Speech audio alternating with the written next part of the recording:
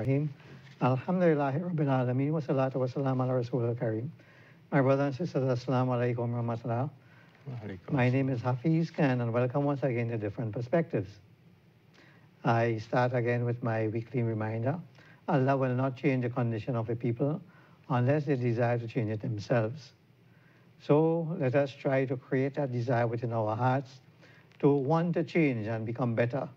And when we do that, we will find that we will get the assistance of Allah subhanahu wa ta'ala to help us in that change, that journey of change. And the more we strive towards Him, we'll find that the more He helps us, fourfold, sixfold, as the case may be. We continue with our series on the Little Book of Gold, Perspectives on Islam, and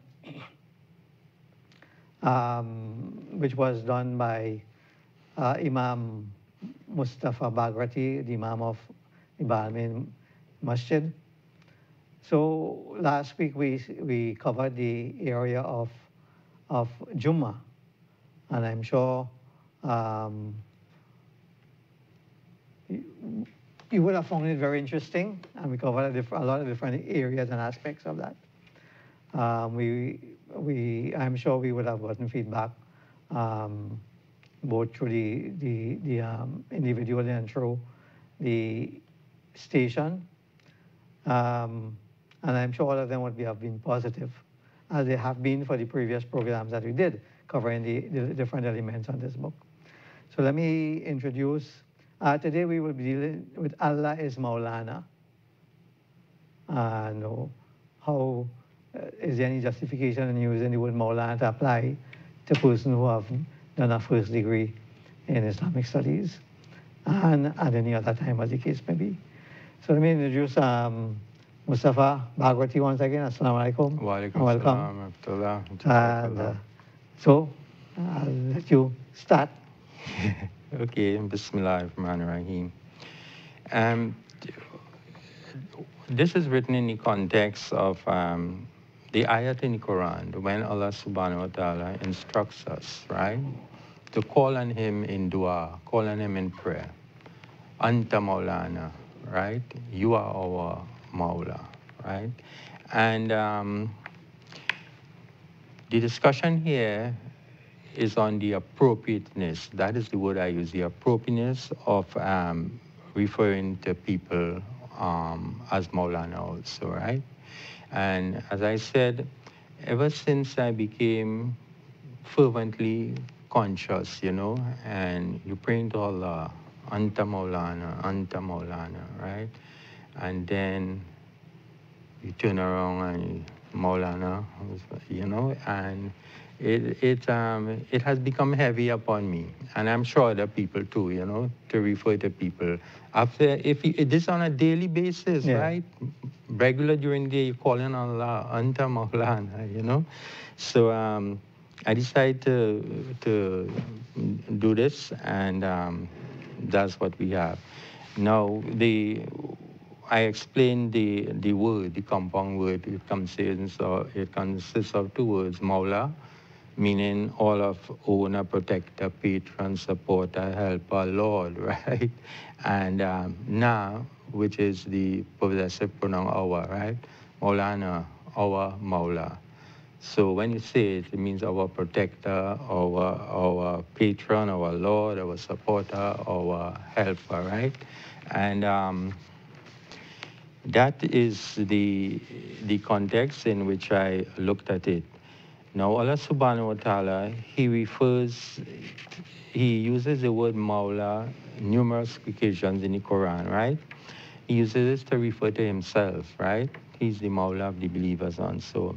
And I stated the ayats and so for the benefit of the viewers who might want to check it out, just call out the ayahs so you can get your pen and paper and take down the ayahs so you can check it for yourself. No. As we said, we want people that have an intellectual approach, so we'll give you an idea of the ayahs so you can take it down and check it out for yourself. Okay, in Surah 3, Ayah 150, Surah 6, Ayah 62, Surah 8, Ayah 40, Surah 10, Ayah 30, Surah 22, Ayah 78, Surah 47, Ayah 11, Surah 66, Ayah 2, Surah 66, Ayah 4. Right? And in these, Allah subhanahu wa ta'ala, He referred to Himself as Mawla of the believing people. And in these other these other ayat, he refers to deities. In the next ayat, deities beside himself as Mawla to the losers, right? In Surah 22, ayat 33, he said they are an evil Mawla and an evil companion. 13. Yeah, ayat 13. And then in the next ayah, he refers to a relative, a friend as a Mawla. The day when no Mawla will avail another Mawla in anything, they will have no helper, right? That is friends, relatives, and so on. That's on the day of Qiyamah. And in the next ayah, that he refers to the disbelieving people as having no Mawla. Surah 47, ayah 11. And the disbelievers, there will be no Mawla for them, right?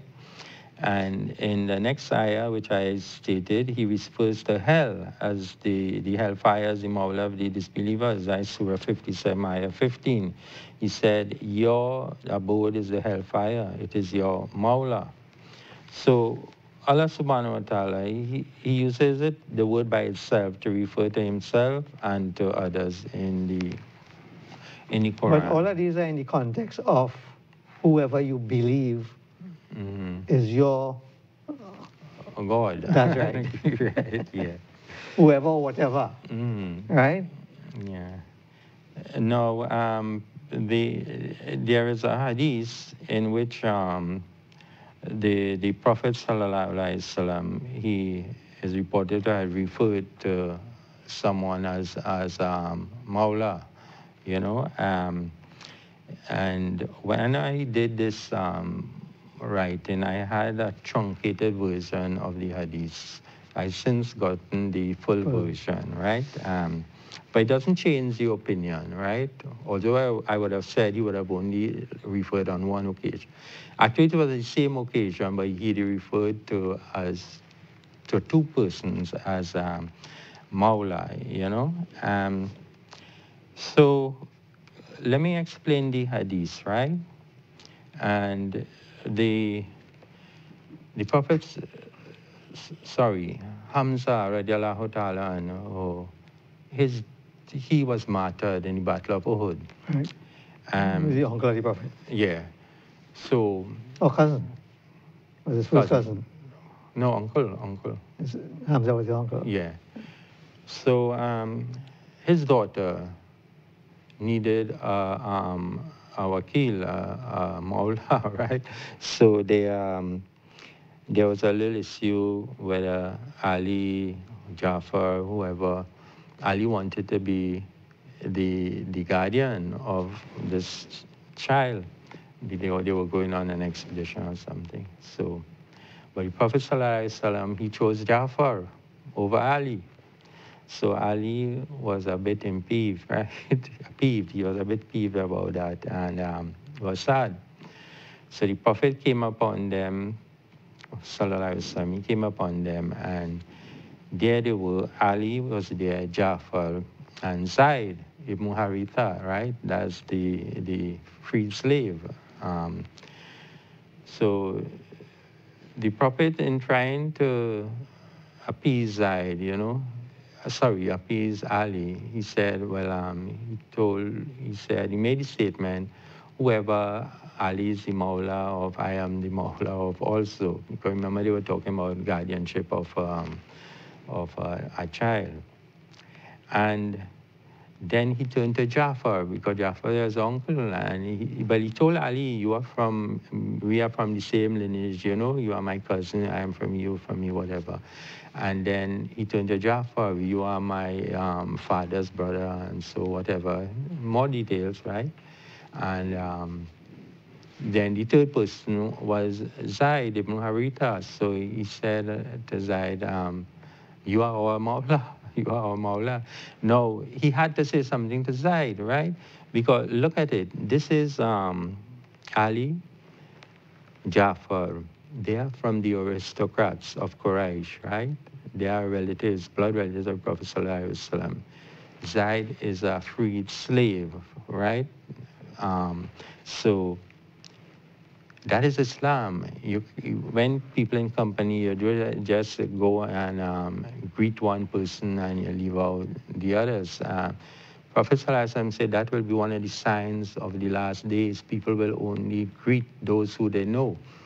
And we must look at that carefully. I mean, sometimes I might be guilty of it too, you know.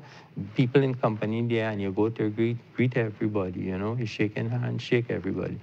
Except that sometimes some people, they turn away also, so you don't try to get to them and so on.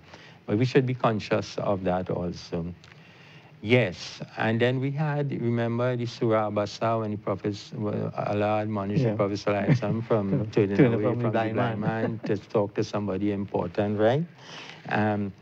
So he gave Jafar the guardianship.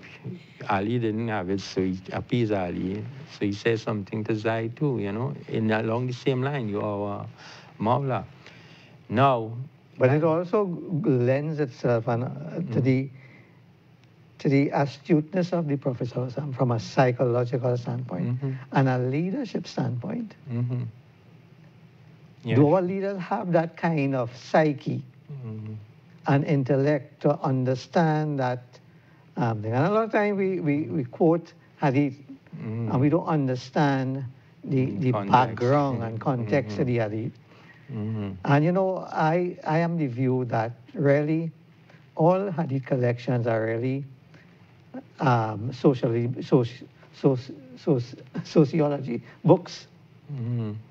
Because that is where we learn our sociology from. Yeah. But some of us don't look at it that way. Yeah. So on this occasion, now let me explain something here. This is a casual calling, right?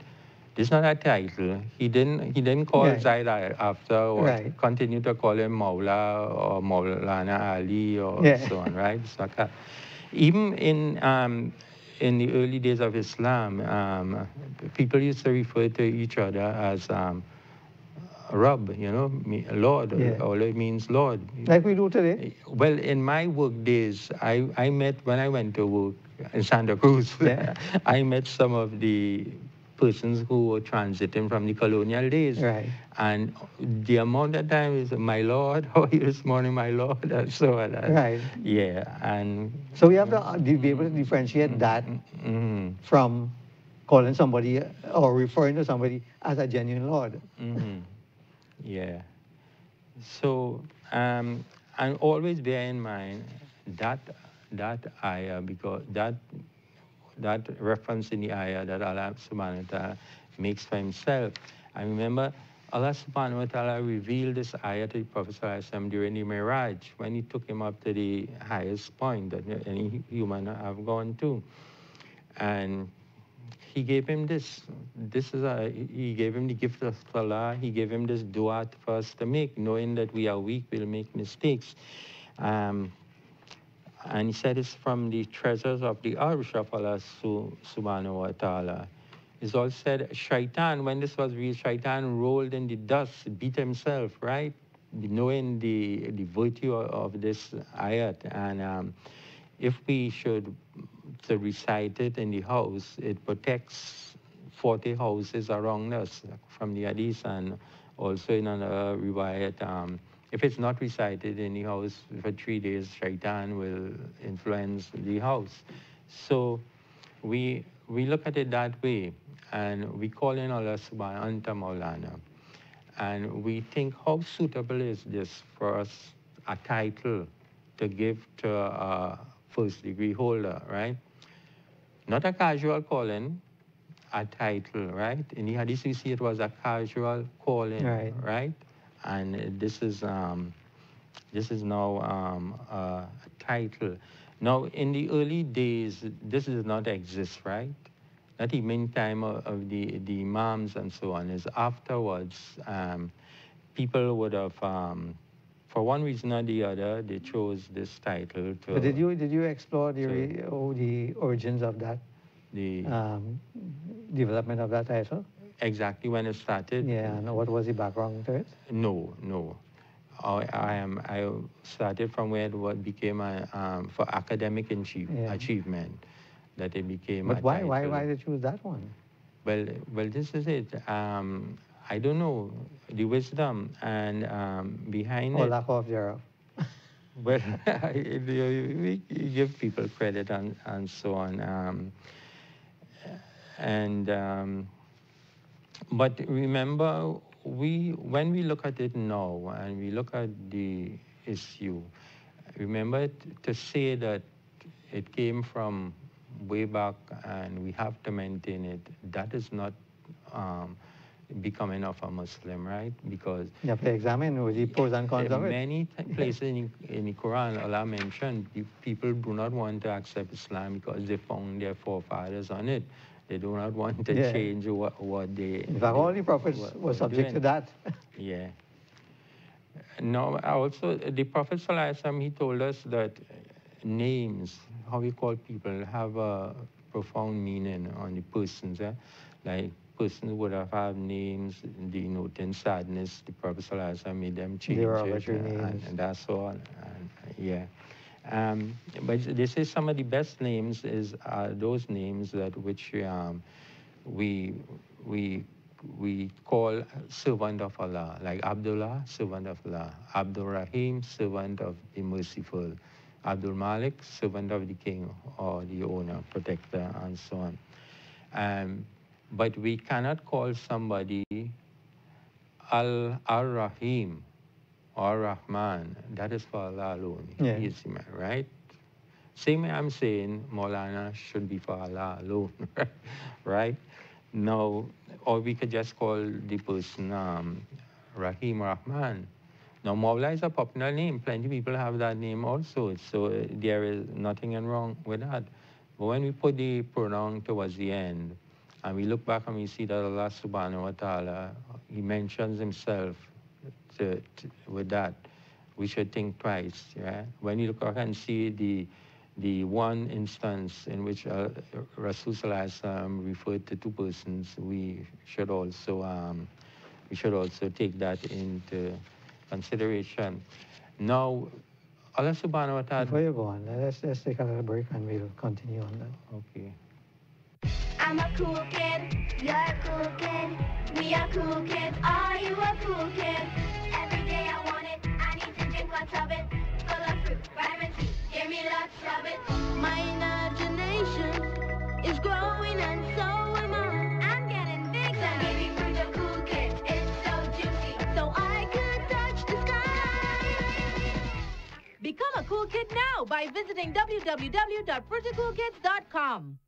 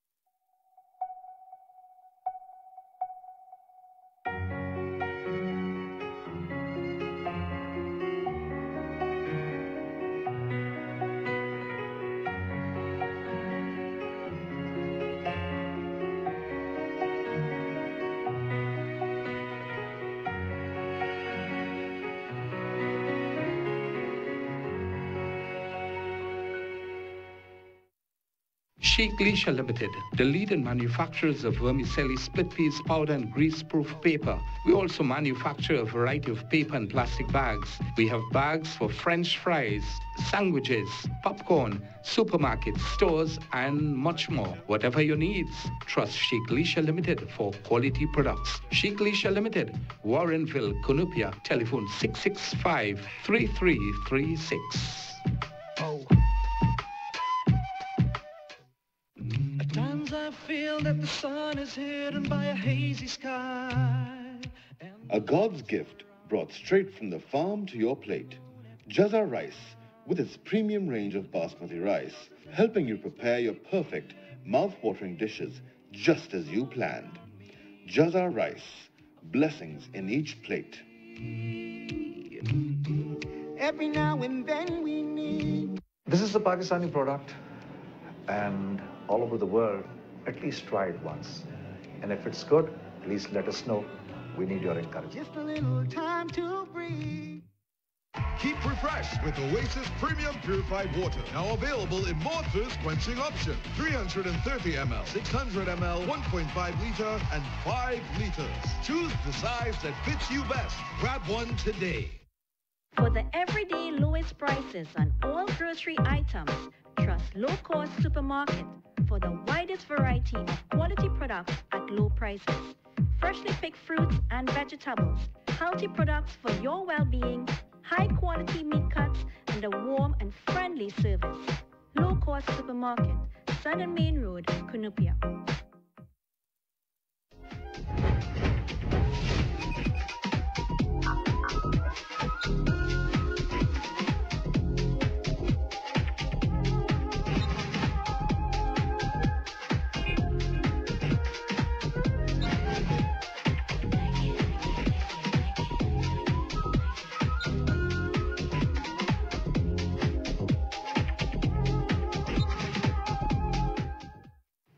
Welcome back, brothers and sisters. And we are talking here about the use of Maulana and calling persons Maulana. How wise is it, and what are the implications in terms of the actual meaning of the word? And so we go back to Mustafa. Now, we are also advised against having names which are pompous, self-aggrandizing, names that lead to arrogance and pride, because these are things that are hated by Allah subhanahu wa ta'ala. So this title is a very heavy title. And as I said, names have effects. And I mentioned a few incidents where you can see the name is in the titles having an effect on some persons, some young persons, in terms of their behavior patterns, etc. I wouldn't go into the details here, right? But I alluded to the phrase I use, tinges of arrogance that are sometimes displayed, right? Alhamdulillah, most of our ulama, they are humble people and courteous and kind and so on.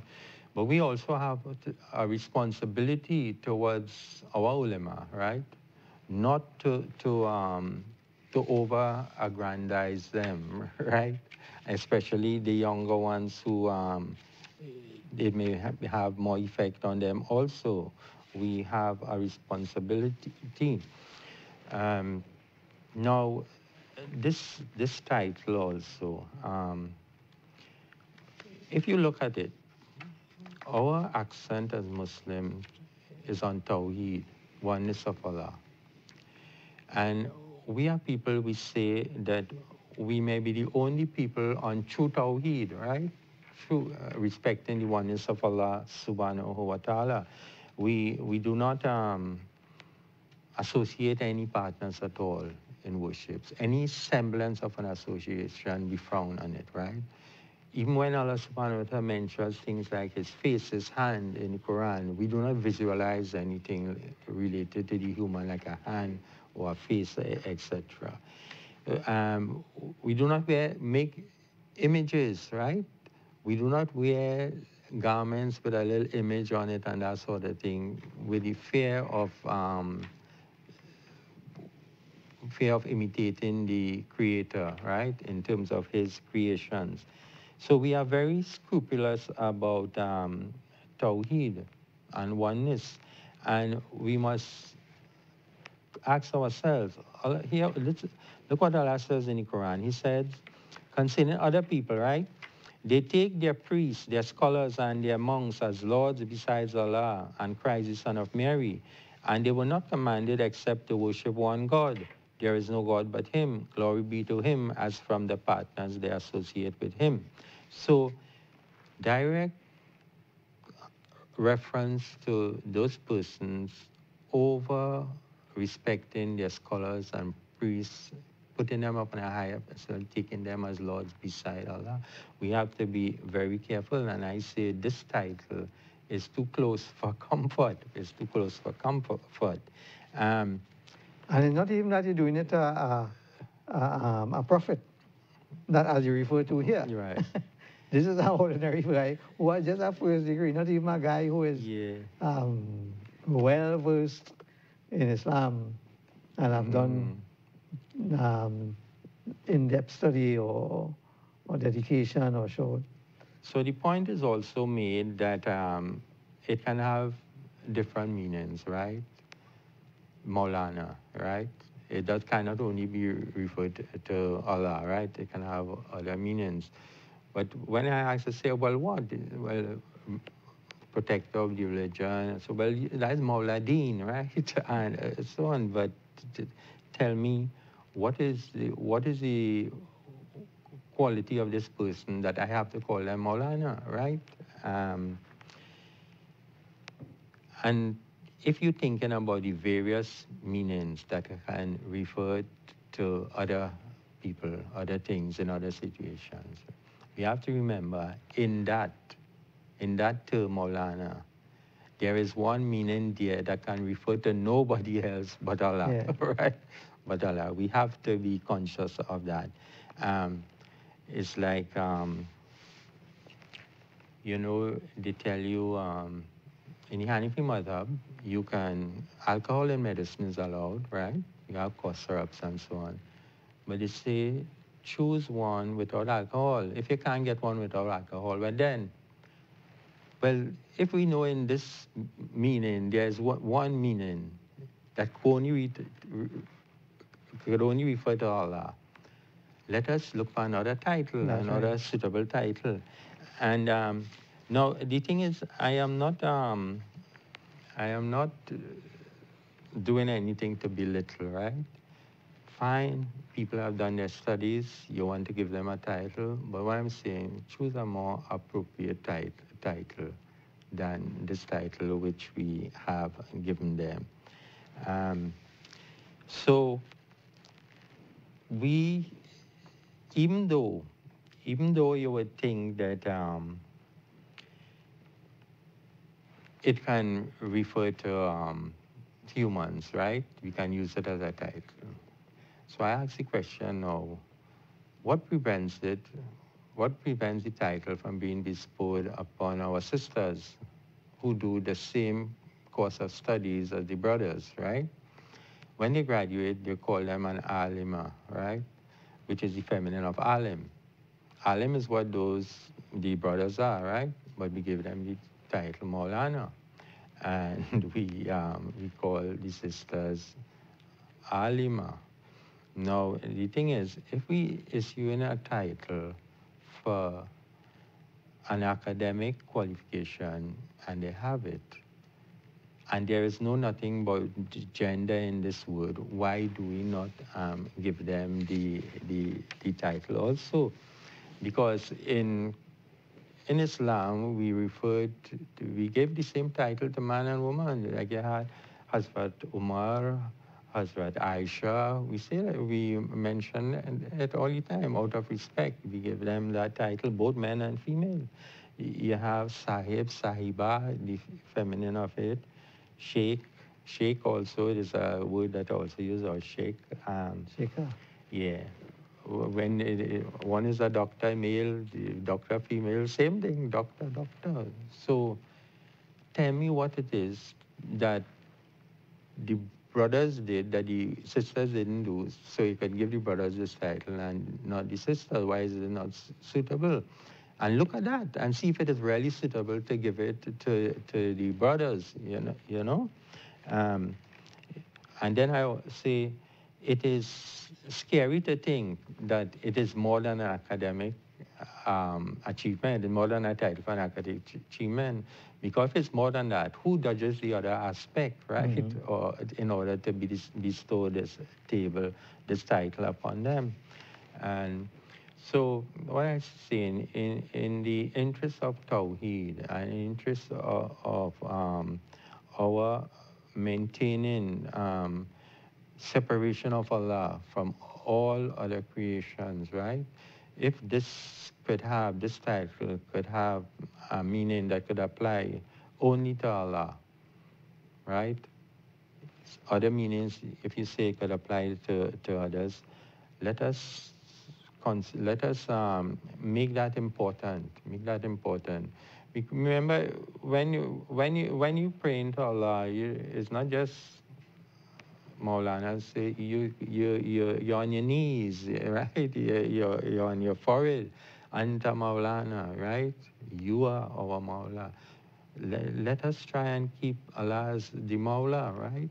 And I think that is safer for Tawheed, safer for oneness, and it's also, I mean, people may feel comfortable in calling others so, and some people may feel comfortable in others calling them, right? But I know for some people and myself is difficult, right? And I'm being honest here, right? I'm being honest. Yeah. And it's very heavy for me to refer. I prefer to give them the higher title, call them muftis or something, you know. I say choose another title. Let us not play on semantics and then you could have another meaning and so on, and you could have. Oh, we play on that a lot, you know, in the Muslim world. Yeah. Check and see. But you know, it would be interesting to found that, because I think that really is a title that originated in the Indo-Pak Peninsula. It's not one that you find throughout the Arabic world. Right. The use of Maulana. Definitely. Is one that originated in the Indian subcontinent. And they might have, and I think perhaps in doing this particular topic, it might have been worthwhile to really source the origin of it, and then the study would have been complete. So we would have known what would have been the genesis of the utilization of Maulana. Because when you look at it on the face of it, it doesn't really jive, as you indicated, with terms of women do the same thing and call Alima. Why didn't call them alims? And this is a first degree. It's not even that it is really at the top level of qualifications in knowledge. And to call somebody that kind of equates with the meaning of what God himself refers to himself as, doesn't jive any way to put it. So I think you have some good grounds in terms of your concern.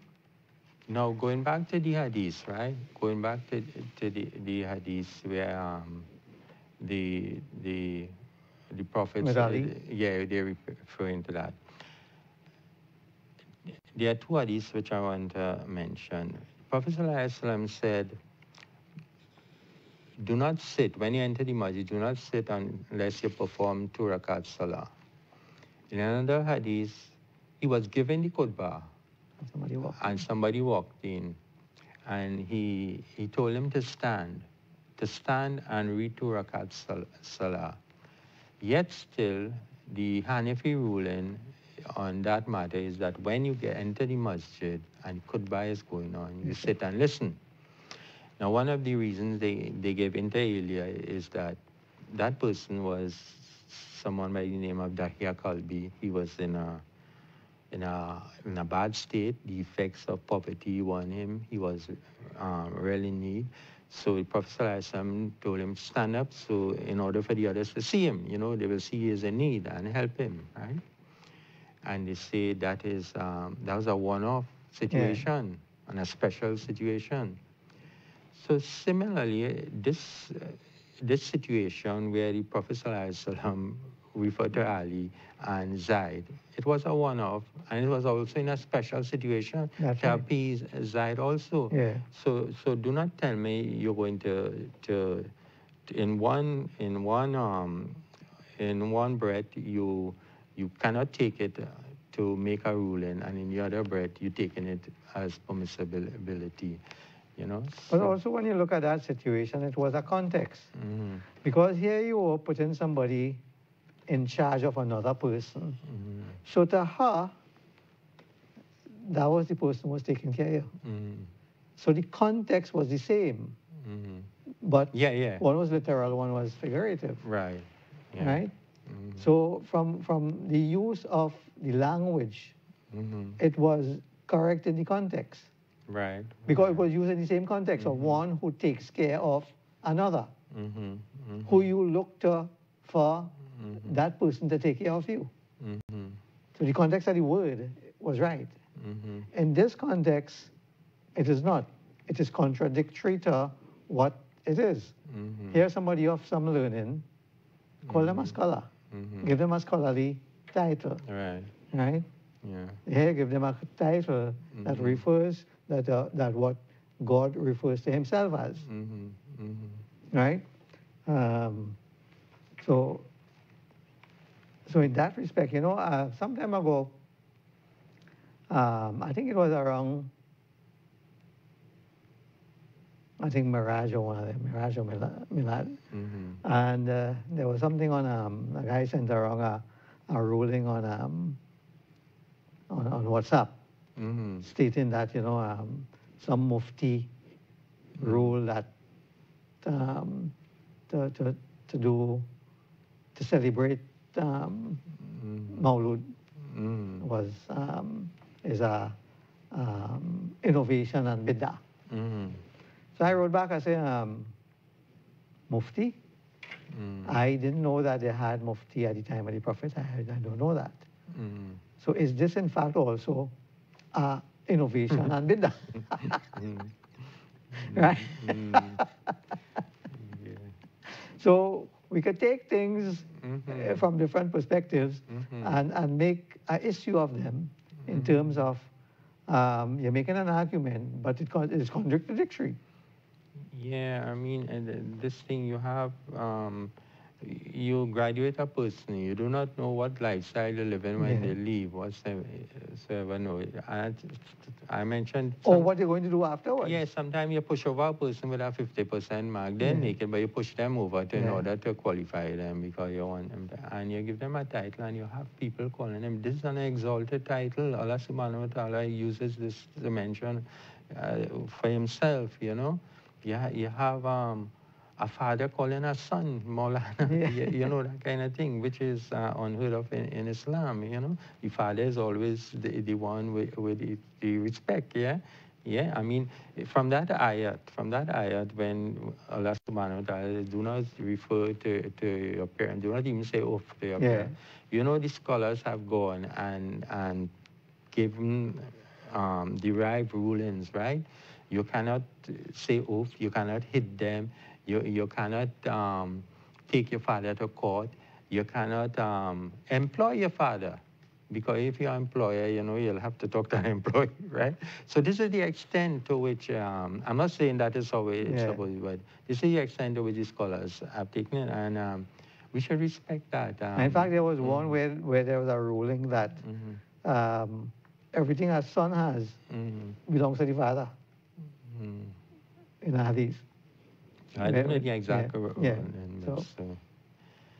No, this is one chapter that one person, one of the first persons that I gave the book, he said I start from that chapter, the last one. Yeah, that was looking most interesting. So I start, and then I continue reading the rest. Another person who I gave it to the following day, he said, I read the whole book last night. You know, I say, you sure? He said, yeah. I start reading stuff and yeah, the comment you make. You know, you will get plenty of enemies. I say, no, this is not the idea. This is not the reason. We are allowed to put out our opinions, right? And once we could back it up by Hadith, Quran, ayat, and so others will have different points which they can back it up. So, but this is not something to make enmity. Like one person wrote something on this, so he didn't identify himself. They sent it. I got it by a third person. So I say, if he identifies himself, I will respond to him. Yeah. And or better yet, if you could arrange so I could meet him, so we could have a discourse. Yeah. It so happened he is a graduate from the Hanifi Madhab also, and he's telling me, I'm trying to talk to him, but he wouldn't give me a chance.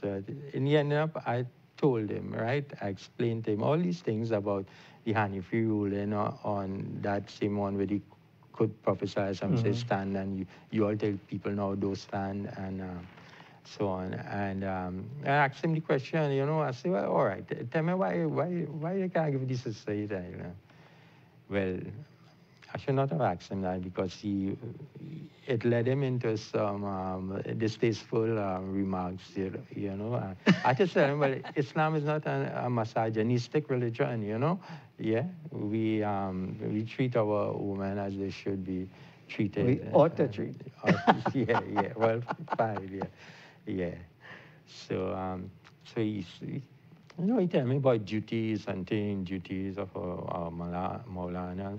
I say all those duties you call, they are duties of any man, any leader, any imam, right? So, and the duties of persons who don't have a first degree or they don't have to have any degree. So that nulls it, right? You don't have any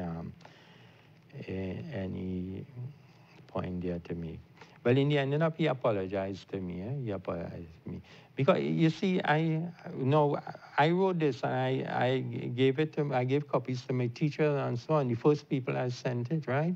This is not meant to disrespect, ridicule, and so. That's right. I'm showing a point of view, which others may have point of view also. And if you look at the book in its entirety, it's more or less appealing. It has an appeal for the ulama to give vent to the feelings of the people, and also to look at areas where they've created difficulty, and also to create ease for the people. No disrespect is meant, right? I am happy to recognize the graduates and so on, but I really think that we should give them a more appropriate title. I know, I mean, so many times on this particular program, I have had to deal with issues like that because of the type of issues that I deal with on this program, that people would fear that, you know, they will have some enemies out there. But I think not only that, I think that we seem to have such a closed mentality in terms of discussion with one another, right? You have a different view, you put it across, it's a kafir. Right? They want to kill you, right? Where did this come from? The Prophet always entertained different views, questions about different things. That is what all the hadiths came about, was about questions from his Sahabas about various issues. You wouldn't believe how many persons are scared to even think about something that is said that is not the opinion of their own sheikh. That's right. So on, you know? And people too, you know, the ulama say, all right, we give it that, take it, and they do not encourage the discussion. I always make this reference. My good friend and brother, he was studying to become a Jesuit priest, right? And he said everything was fine, you know. They went along, asked the questions, they will answer your questions, so on, until they reach a stage where they reach the Trinity. And he said, we asked them for a little more explanation. You know, I cannot understand how 3 could be 1 and 1 could be 3 and so on. He said from that time, they told him, don't ask any more questions. You just accept what we tell you, right? So he didn't settle for that because he wanted the truth. He wanted, so he put his trust in God and he left. And with the guidance of Allah, took him into Muslim countries and so on. And eventually he accepted Islam. He accepted Islam. He's happy that he accepted Islam. And so we cannot discourage persons from asking questions, right? We have to satisfy their requirements in terms of the answers we give them, so do not, that is easy. It becomes easy upon the leader if you tell the people, well, if you discourage them from asking questions, only take what I give. And also from listening to other people, hearing the various point of views, that is also discouraged, because I don't know, because there are different opinions, there are different opinions, and the person should know. If you ask me something, what's the ruling with regards to this, and I know there are 3 different, I am supposed to tell you that, right? And say this is what, well, I can tell you I follow this one, and I tell you the reason and so on, but also there are other opinions. We must not discourage that, because this is a way of getting people to appreciate each other within the Muslim community.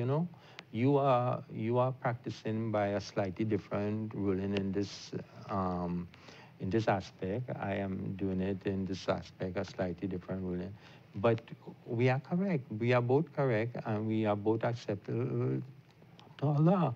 So do not try to stymie the people. Do not try to confine them. You stay here. If you go there, it will be bad for you.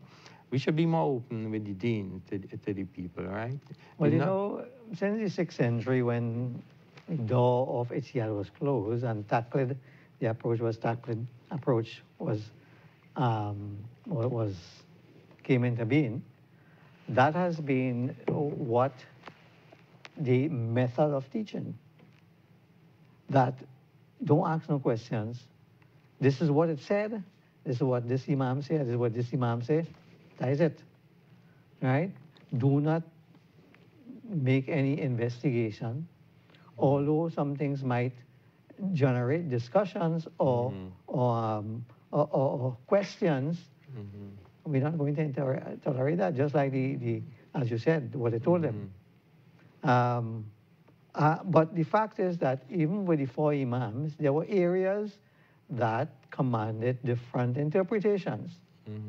And even with their own students, for 200 years after that, there were differences even among their students that generated different viewpoints about the same issues. And until we accept that and understand that we could ask questions, but a lot of those who study, especially at first degree, which means they know how to study, so they have not done the in-depth research and study into various areas, and therefore they don't want to be questioned on that because it would reflect on them that they don't have a depth of knowledge, right, that they ought to have, and be called Maulana. And I have come across, I mean, I can tell you that when I ask some local scholars about issues that I deal with here, they're at a loss. Because they have not done the level of research that I would have done to have a program and discuss with other scholars.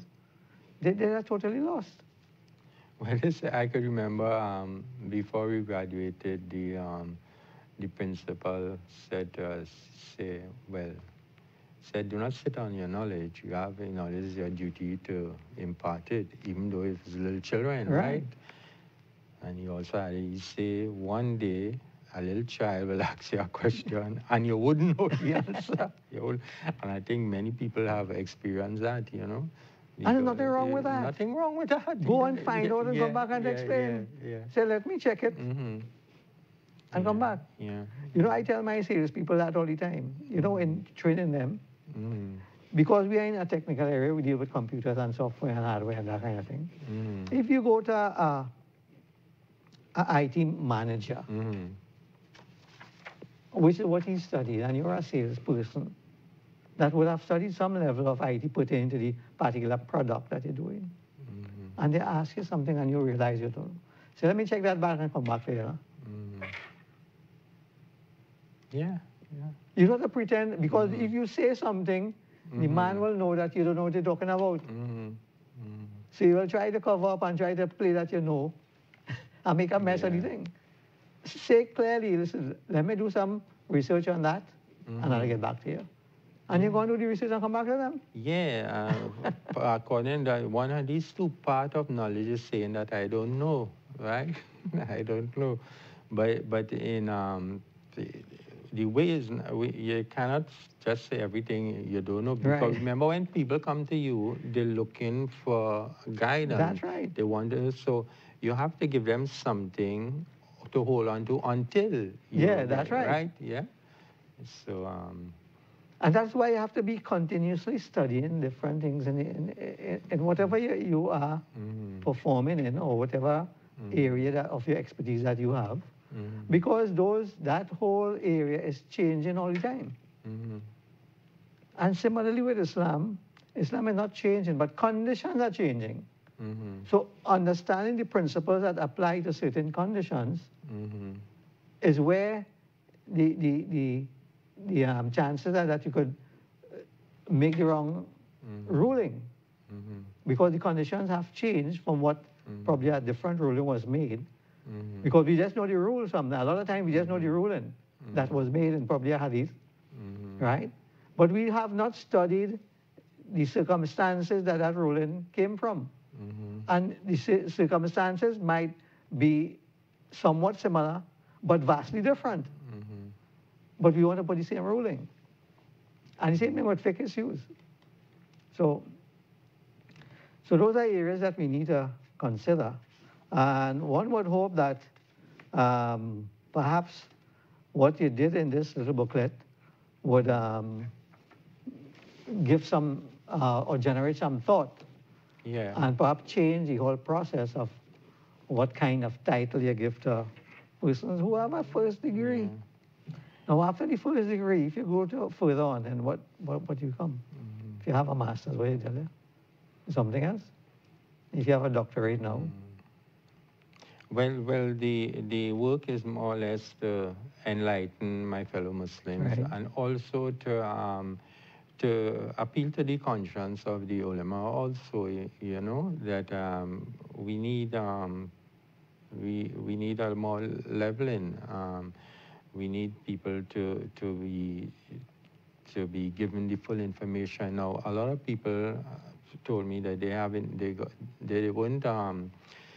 they didn't have this information before, and they were very thankful and so on. So let me also thank all those persons who gave me positive comments to it. And I said, there's only one person, that was the alim who had to say. And also more questions may arise. I have an email address at the back. They could, if they need a question, and probably we could come back at some other time and address concerns and so on, right? So we still have some books available, and they can. All right. So if you all want any books, as I said, call the station here, or you can call me at 389-6006, and I'll put you on to Mustafa, and we'll be able to get your book to you. But this, I think, comes to the end of the series that we had to discuss this book, Gold Perspectives in Islam.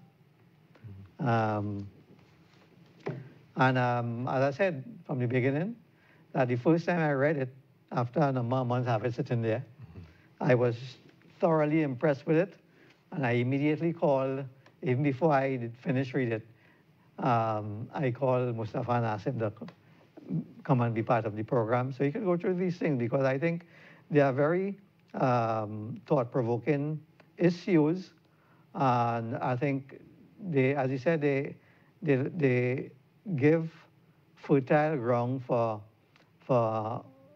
thought by the ulama and those who are in charge of making decisions at the top level within the community to ensure that when we do make decisions that affect our community, it should be positive effects, and not as we've been having very negative effects or adverse effects within the community. And not only within the community, but it reflects badly on the Muslims generally. So particularly as with respect to moon sighting, Juma situation, as it affects persons on the job, and the Nisab, in terms of how it affects people directly, in terms of who needs to really receive zakat as opposed to pay zakat. So those are issues that are very important. And then this last one, but in fact the title that is given to somebody, when you are referring to that title, a reference that God gave to himself.